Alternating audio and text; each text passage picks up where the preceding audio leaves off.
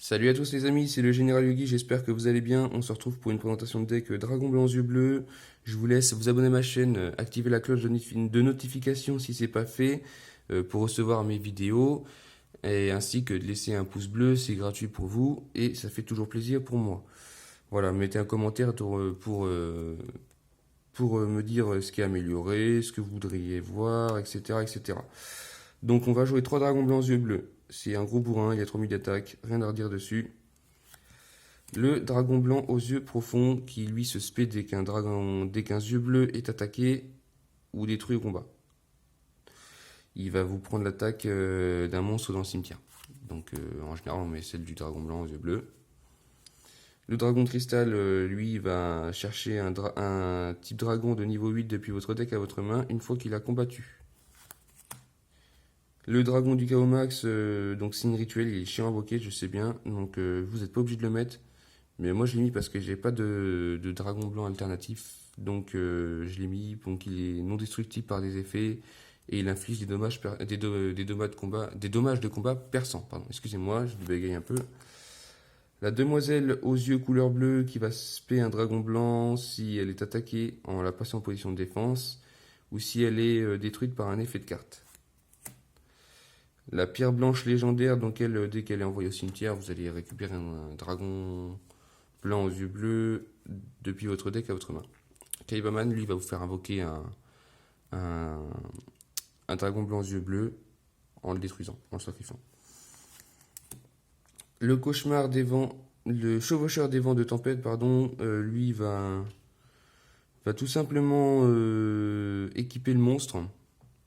Il va l'empêcher de se faire détruire en détruisant cette carte à la place et le monstre va devenir perçant. Dragon divin apocryphe, j'ai du mal à le dire celui-là. Donc vous allez défausser une carte et vous allez récupérer une carte de votre cimetière à votre main. Une carte dragon bien sûr. Dragon mirage, donc lui empêche pendant la battle phase d'utiliser des cartes pièges.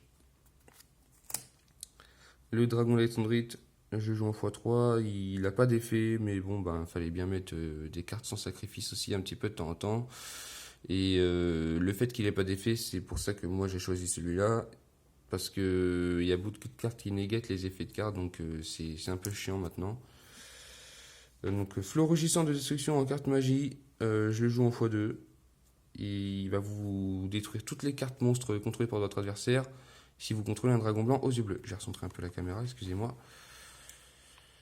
Tac, voilà. Hurlement d'argent va vous ramener un dragon du cimetière au terrain, du moment que c'est un dragon normal. Donc on va penser évidemment au dragon blanc aux yeux bleus. Le retour des grands dragons va vous faire invoquer du cimetière un monstre dragon de niveau 7 ou 8.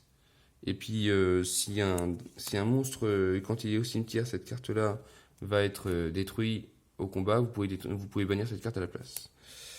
Tactique dragonienne, pardon, vous allez sacrifier deux monstres de type dragon et invoquer un dragon de niveau 8 depuis votre deck.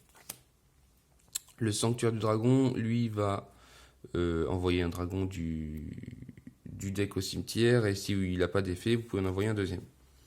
Donc je joue en x2. En général, on l'utilise pour si vous avez fusion nécro.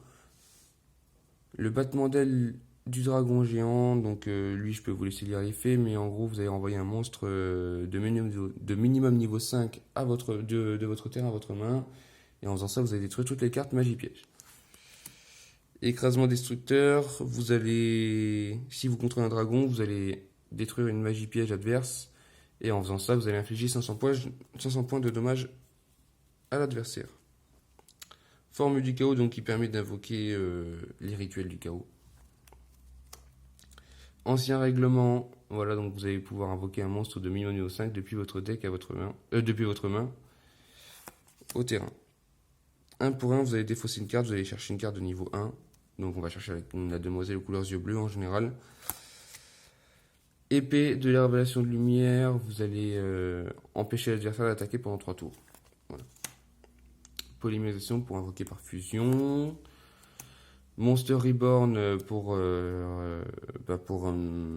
amener un des monstres des cimetières, que ce soit l'adverse ou le vôtre, à votre terrain. Le réveil du dragon qui va... Donc je pense que c'est la meilleure carte piège que j'ai mis du deck. Ça va, dès qu'elle est détruite, elle va faire invoquer un monstre depuis le deck ou depuis l'extra deck en ignorant ses conditions d'effet. Donc peut être utilisé pour beaucoup de decks, hein. Appel de l'étranté qui va vous ramener un monstre du cimetière au terrain en position d'attaque. Fusion nécro, donc vous allez bannir des monstres de votre cimetière pour invoquer par fusion. Prophétie de la transmigration, vous allez pouvoir mélanger 2 cartes du cimetière à votre deck. Et enfin, château des âmes de dragon pour... vous allez bannir un monstre dragon de votre cimetière et vous allez donner 700 d'attaque à un monstre dragon que vous contrôlez. Donc c'est un deck qui tourne beaucoup autour du dragon blanc yeux bleus, hein, vous l'aurez bien deviné. Donc le dragon argent aux yeux d'azur, lui, il va vous... Donc il a 3000 de défense, ce qui est assez fort quand même. Et il va vous faire invoquer spécialement un dragon normal depuis votre cimetière. Je joue en x2, le mieux c'est de le jouer en x3. Le dragon ultime alternatif aux yeux bleus, vous pouvez le jouer en x3 aussi. Celui-là, il va vous permettre... il n'est pas destructible par des effets de cartes. Et donc en fait, il est destructible que au combat. Que si le monstre est détruit par un autre monstre plus puissant. Le chat à 9 vies, donc lui je l'ai mis pour temporiser parce qu'il a 3000 de défense. Et ça va éviter contre des gros monstres de se faire one shot.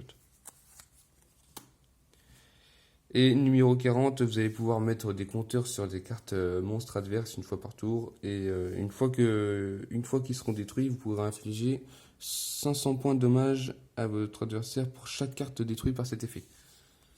Voilà. Donc c'est tout pour ce deck là. C'est assez rapide hein, parce qu'il n'y a pas grand chose à redire. Il y a 49 cartes dedans, donc c'est assez gros comme deck.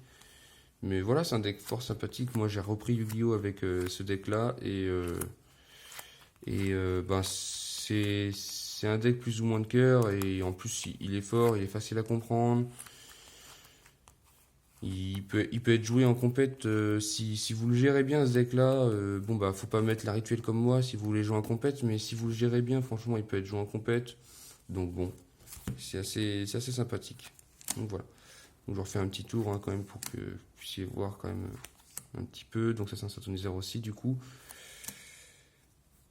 Essayez de mettre quand même au moins dans vos decks dragon un peu de synthoniseur, surtout celui-là. Si vous voulez, c'est un deck qui recycle beaucoup le dragon blanc. Et sa seule grosse faiblesse, c'est quand on vous bannit les dragons blancs. Dès qu'on vous bannit les dragons blancs, tout de suite, vous pouvez plus invoquer par fusion le dragon ultime. Et du coup, il devient rapidement beaucoup plus faible. Mais à partir du moment où vous vous empêchez de bannir, du coup, si vous voulez pas bannir, en vrai, vous pourrez mettre lancer artefact. Mais c'est un deck qui m'a pas coûté très cher. J'ai mis au total, j'ai dû mettre 40-50 euros à peu près. J'ai acheté deux fois ou 3 fois le deck Aiba et puis j'ai acheté 2 fois le deck de structure. Et puis vous pouvez prendre un petit peu aussi dans le movie pack, vous pouvez trouver le dragon blanc si vous avez déjà des cartes qui peuvent être fort sympathiques. Mais voilà, le mieux c'est d'acheter au moins le deck de structure et puis le movie pack si vous voulez pas vous embêter avec le deck de Kaiba qui va vous permettre d'aller chercher le dragon blanc aux yeux bleus, celui-là là. J'ai eu lui aussi dans le movie pack et puis dragon cristal aussi, j'ai eu le dragon du Chaos Max aux yeux bleus aussi. Donc voilà, si vous voulez, vous n'allez pas mettre beaucoup non plus. Donc c'est un deck qui coûte pas très cher et qui est assez fort. Je vais vous laisser là pour cette vidéo et je vous souhaite une très bonne journée à vous. Bon courage, bye.